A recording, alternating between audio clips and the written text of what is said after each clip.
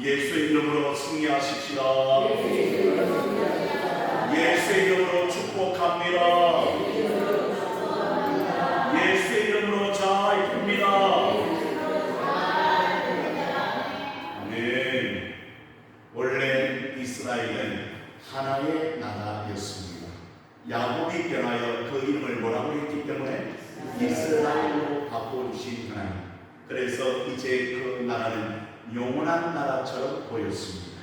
근데 이게 웬일입니까? 그들이 솔로몬 왕 이후로 두 나라로 반쪽으로 깨어지는 모습을 우리는 성경을 통하여 잘 알고 있죠. 여러분, 북쪽 이스라엘과 남쪽 유다의 나라로 반쪽의 나라로 갈라지는 아픔을 겪게 됩니다.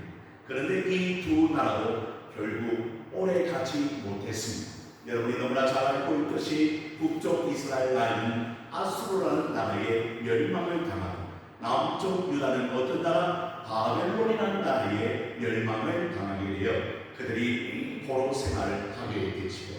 여러분, 우리도 일제치하의 아픔을 가진 민족인데 포로 생활 속박의 세월이 얼마나 힘들고 어려운지 모릅니다. 그런데 그 세월이 70년이었습니다. 여러분, 예레미야 선지자를 통하여 하나님 말씀하셨습니다. 70년 만에 너희가 다시 고국으로 돌아오게 될 것이다. 그 약속은 이루어졌습니다. 그래서 그들은 어떻게 됩니까? 이제 포로 생활을 마감하고 자기가 사는 쪽으로 돌아왔지요. 그러나 여러분, 돌아온 그곳은 좋은 땅이 아니었습니다. 황폐한 땅으로 변화되고 말았지요. 성경은 어떻게 되고 다 무너져 버렸고 하나님이 임재하시는 성전도 파괴되어졌고, 그리고 할 수 있는 일이라는 건 땅을 태어나는 일밖에는 없는 그런 아픔을 가진 이스라엘 민족들. 근데 하나님께서는 오늘 그들을 향하여 시편 146편의 말씀을 통하여 누굴 찬양하라? 여호와를 찬양하라고 선포하고 있지요. 여러분이 잘 알고 있듯이 146편부터 150편까지는 할렐루야의 시편입니다. 할렐루야로 시작하여 할렐루야로 마치는 시편. 오늘 본문 1절의 말씀에도 이렇게 기록하고 있습니다. 할렐루야, 내 영혼아 누굴 찬양하라? 여호와를 찬양하라. 할렐루야 뜻이 뭡니까? 그렇죠. 여호와를 찬양하라라는 뜻이 바로 할렐루야의 뜻입니다. 그러니 지금 반복하고 있는 것이죠. 여호와를 찬양하라, 내 영혼아 여호와를 찬양하라라고 반복하고 있지요. 선포하고 있습니다. 어려운 현실 가운데 주저앉지 말고 그 낙심하는 인생들에게 우리 하나님께서는 선포하라고 이야기합니다. 누구를 찬양하라? 여호와 하나님을 찬양하라. 우리 옆사람에게 또 한 번 더 축복하십시다. 하나님을 찬양하십시다.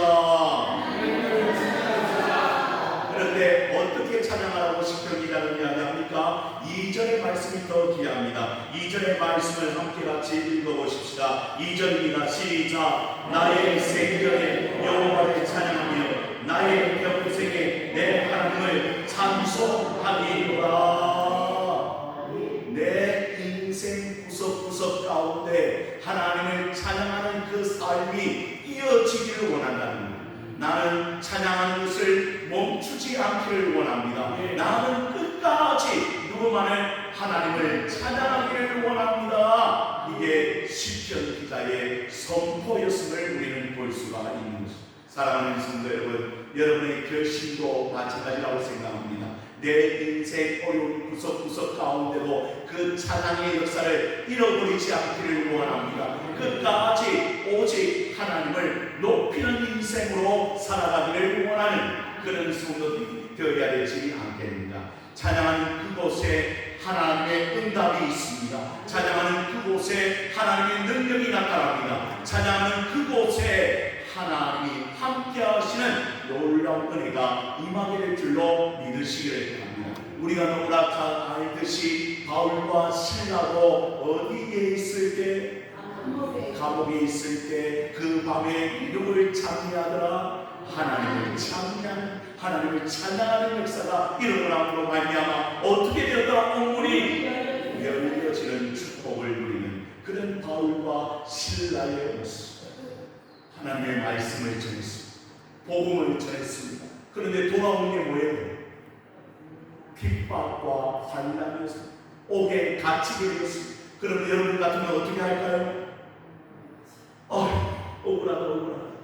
나는 하나님 말씀만 전했는데, 하나님 복음만 전했는데 내가 왜 옥에 갇혀야 하는가? 나는 언제 죽을지 모르겠구나. 그렇게 낙심하며 절망할 수도 있겠지요. 그러나 그 밤에 그들은 하나님 향해 돌려 찬양하며 감사하는 우리를 만나게 됩니다. 사랑하는 성도 여러분, 여러분의 믿음도 바울과 실라와 오늘 시편 기자의 믿음이 되기를 축복합니다. 무엇입니까? 나는 할 수 없습니다. 하나님이여, 이러한 환경 가운데서도 하나님을 찬양하기를 원합니다. 하나님 앞에 감사하기를 원합니다. 하나님의 나를 도와주실 줄 믿습니다. 그렇게 하나님 앞에 나아가는 성도의 모습이 진짜 성도의 모습인 것을 오늘 바울과 실라와 오늘 시편기는 우리에게 가르쳐 주고 있는 것입니다. 사랑하는 성도 여러분, 그래서 여러분의 도움은 누구? 오직 하나님 뿐이신 줄로 믿으시길 바랍니다. 그런데 우리 두 눈에 보이는 것은 누굽니까? 하나님이 보여요? 안 보이니까 자꾸 누구에게 관심이 가지고 있는? 세상과 사람에게 관심이 가지고 있는. 그래서 시편 기자는 오늘 3절과 4절의 말씀을 통하여 이렇게 지혜를 가르쳐 주고 있지요. 3절입니다. 귀인들을 의지하지 말며 도울 힘이 없는 인생도 마지막일지니 의지하지 말지니. 4절의 말씀에 그의 호흡이 끊어지면 어디로 돌아갑니까? 그로 돌아가서 그날의 그의 생각이 소멸하리로다. 결국 우리 두 눈에 보이는 자꾸 뭘 의지하게 됩니까? 사람, 특별히 높은 자리에 있는 귀인들을 바라보게 됩니다. 혹시 저 사람이 나를 좀 도와주지 않을까? 그리고 저 사람이 내 형편을 알아서 나에게 도움을 주지 않을까? 그리고 내 형편이 좀 어려우니까 어떤 사람을 또 찾아가고 또 다른 사람을 또 찾아갑니다. 제가 우리 교회 처음 왔을 때요, 참 어려웠어요. 왜냐하면 재정적으로도 그렇고 또 여러 가지로 어려운 환경 가운데 처해 있었습니다. 그래서 여러분, 어느 날 어떤 목사님이 저에게 전화가 오는 거예요. 유 목사 잘 지내고 있는? 아이고, 목사님 잘 지내고 있습니다. 그런데 그 목사님의 말이 혹시 뭐 도와줄 거 없냐? 그러면 여러분 어떻게 하면 맞습니까? 여러분은 믿음이 없구나. 아멘 해줘. 아멘. 목사님 이런 이것들이 너무나 힘들고 어렵고 그러니까 목사님 이것도 필요하고 저것도 필요하고 아이고 잘 됐구나. 이제 기회니까 다 말해야 되지 않겠습니까? 아니, 말이 안 되죠. 그리고 내 마음속에 어떤 마음이 들었는데, 하나님 지금은 하나님만 의지할 때가 아닙니다. 물론 목사님이 귀하게 저에게 말씀을 주셨지만, 그러나 우리 교회는 도움을 받는 교회가 아니라 도울 수 있는 교회가 되는 줄로 믿습니다. 하나님께서 우리 교회를 은혜를 주셔서 지금은 힘들고 어려운 환경 가운데 있지만 반드시 하나님께서 이 형편을 채워주시는 하나님으로, 오병이어의 기적이 일어나는 하나님으로 하나님께서 우리 교회를 채워주실 줄로 믿습니다라고 하는 믿음이 저에게 있는 거예요. 한마디도 안 했습니다. 목사님 괜찮습니다. 기도하겠습니다. 혹시 목사님 감동되시면 또 어떻게 할지도 모르겠지만 저는 괜찮습니다. 하나님께서 도와주십니다. 이끌어 주십니다. 그런 말이 나오고 제 입에서 나오고, 그래서 하나님께서 기도하라고 저를 이곳에 보내주셨습니다. 함께 엎드려 성도들과 기도한다면, 하나님께 소망을 두고 하나님을 의지한다면 반드시 하나님께서 채워주실 줄로 믿습니다. 그런 마음이 듭니다. 그런데 더 기가 막힌 것은, 그때 우리 당회와 장로님들과 이야기하는데 우리 교회 출신 선교사님들이 있는 거예요. 여러분 잘 아시죠? 선교사님 두 분이 계셨어요. 그래서 이 두 분을 좀 도와주고 싶은 마음이 있는 거예요. 근데 여러분, 그 당시에 제가요 선교 또 장부를 한번 펼쳐보니까 도와줄 형편이 안 돼요. 그것도 여러분 그냥 도와주는 형편이 안 되는 게 아니라 아예 그런 그 은금이 없는 거예요. 선교. 그런데 장로님들과 기도하면서 의견하면서 하나님, 이 두 분은 우리 교회 출신인데 우리가 좀 도와주면 좋지 않겠습니까? 그래서 장로님들은 그러면 목사님 얼마 정도 하면 좋겠습니까? 그래서 우리 교회들이 늘 하는 게 있어요. 한 달에 얼마씩? 여러분 너무나 잘 알듯이 10만 원씩 도와주는 게 기본이에요. 좀 작게 도와주면 5만 원. 근데 제 마음에 그런 마음이 들지 않았어요. 하나님, 그래도 이스라엘 선교사로 나아가고 아르헨티나 선교사로 나아가고 있는데 그 나라는 특별히 어떻습니까? 더 어렵거든요. 그러니까 10만 원 정도는 부족한 거예요. 그래서 함께 기도하다가 제가 장로님한테 그냥 선포했으면 한 20만 원씩 선교 장부가 없는데 함께 하나님 앞에 우리가 헌신하면 좋겠습니다. 제가 좀 더 내고 우리 장로님들도 내고 함께 하면 우리 선교사님 두 분을 좀 도와줄 수 있지 않겠습니까? 그런 마음이 생겼어요.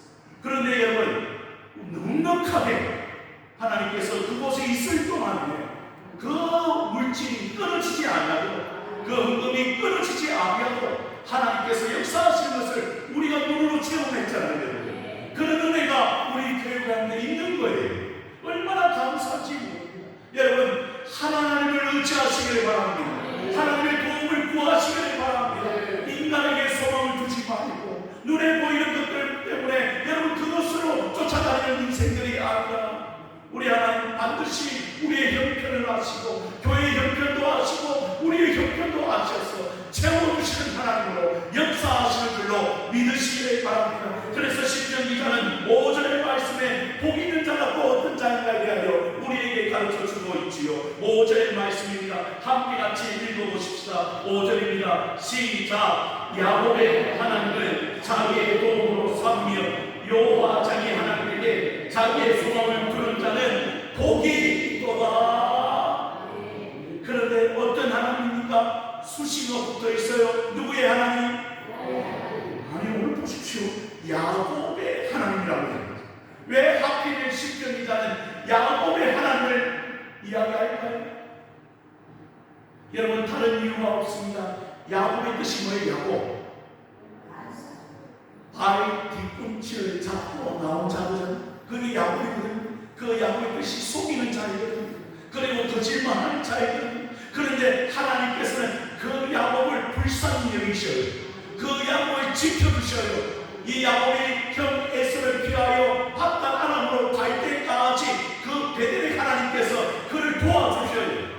다시 말하면 야곱의 하나님은 도와주시는 하나님이신 거예요. 야곱을 지키시고 야곱을 붙들으시는 하나님이신 거예요. 그 하나님은 어떻게 하라? 자기의 도움으로 삼아는 제가 야곱을 인생의 그 험악한 세월 가운데 붙들으시고 인도하신 그 하나님은 누구도 도와주신다? 이걸 알아가는 거예요. 여기에 소망이 있는 거예요. 여러분 인생에는 소망이 없습니다. 그 사람들은 의지할 대상이 아니라 사랑할 대상인 줄로 믿으시고 그러나 오늘 우리가 의지할 대상은 바로 우리의 도움이 되시고 우리의 모든 것이 되시는 그분을 향하여 달려갈 때 그분이 우리를 인도하시며 채워주신다는 사실을 우리가 발견하는 거예요. 여러분 그래서 그분에게 소망이 있고 그분 때문에 살아가고 그분 때문에 우리 인생의 길들이 열려지게 될 줄로 믿으시기를 바랍니다. 그래서 오늘 그 소망 누구에게? 하나님께 두는 자는 바로 복이 있는 자라는 사실을 오늘 성경은 우리에게 가르쳐주고 있지. 더 나아가 시편 기자는 이야기하고 있습니다. 우리 하나님은 어떤 자들을 특별히 관심을 가지고 있습니까?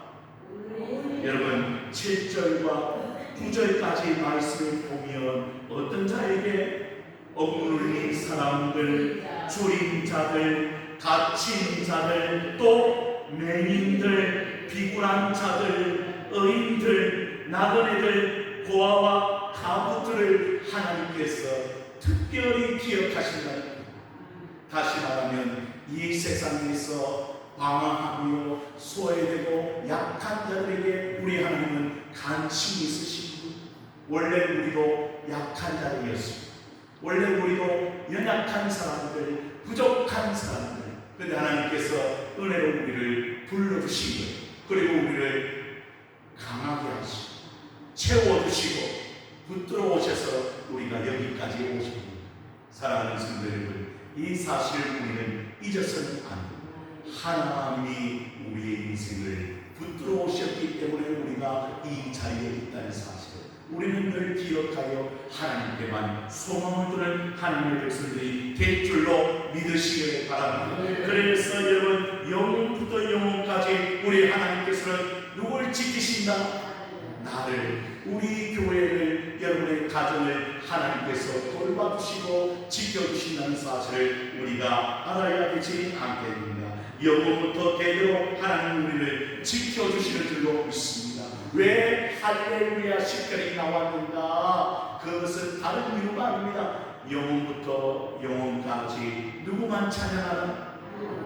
다시, 영원부터 영원까지 누구만 찬양하라? 그렇죠. 나의 시작부터 내가 주님 앞에 갈 때까지 누구만 찬양하라?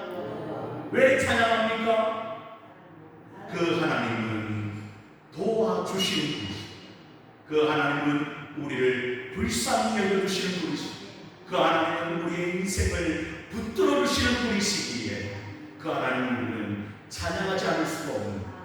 그래서 여러분, 언제나 어려운 가운데서도 이스라엘 백성들이 표현된 그 가운데서도 하나님을 찬양해야 되는 이유가 여기, 결국에는 그 표현된 곳을 하나님께서 회복시켜 주시고, 성전도 어떻게 됩니까? 다시 건축하게 하시고, 성벽도 하나님께서 재건하게 하시고, 그 모든 일들을 다 감당할 수 있도록 하나님께서 이끌어 가신다는 사실을 우리가 본다면, 여러분, 이 교회도 영원부터 영원까지 누가? 하나님께서 다스리시고 하나님께서 통치하시며 하나님이 이끌어주시는 교회인 줄로 믿습니다. 그뿐이 아닙니다. 여러분의 인생도 마찬가지입니다. 여러분, 그래서 우리는 5절의 말씀을 좀 기억하며 주님 앞에 날마다 나아가면 좋겠다. 그래서 숙제입니다. 숙제. 5절의 말씀도 기억하여 말씀을 붙들고 하나님 앞에 나아가는 여러분의 심령이 되길 원합니다. 5절의 말씀이 무엇입니까? 야곱의 하나님을 자기의 도움으로 삼으며 여호와 자기 하나님에게 자기의 소망을 두는 자는 복이 있도다. 이 사실을 기억하며 오늘 이 시간에도 하나님, 나는 인생 바라보지 않냐, 또한 세상의 것들을 바라보지 않고 오직 하나님께만 소망을 두고 오직 하나님만 의지하는 믿음의 사람 되길 원합니다. 이렇게 기도할 수 있는 이 은혜의 시간이 되어지기를 주님의 이름으로 축원을 드립니다. 말씀을 붙잡고 기도합니다. 인생 의지하지 말자, 사람 의지하지